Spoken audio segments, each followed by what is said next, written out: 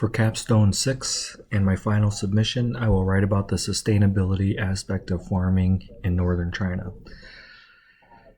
There have been severe water shortage challenges in the arid region of northern China. The increased usage of irrigation processes have caused downstream users of the Yellow River to experience increased runoff pollution that negatively impacts the quality of the water that sustains many of the population along the river. Climate change has caused temperature extremes that have led to drought conditions that are intensifying. The increasing temperature is causing the precipitation that does come to be more concentrated, causing flooding issues as well. Many of the populations along the river have decided to abandon this difficult and harsh lifestyle to migrate towards the cities that causes increased congestion in the already overcrowded cities.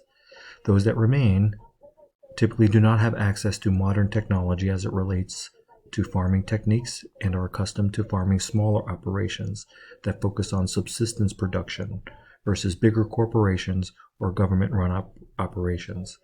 According to a report written by Deng, Shan, Turner, and Zhang, the consensus solution seems to be to improve water use efficiency, such as low-pressure irrigation, furrow irrigation, plastic mulches, drip irrigation under plastic, rainfall harvesting, and terrace farming.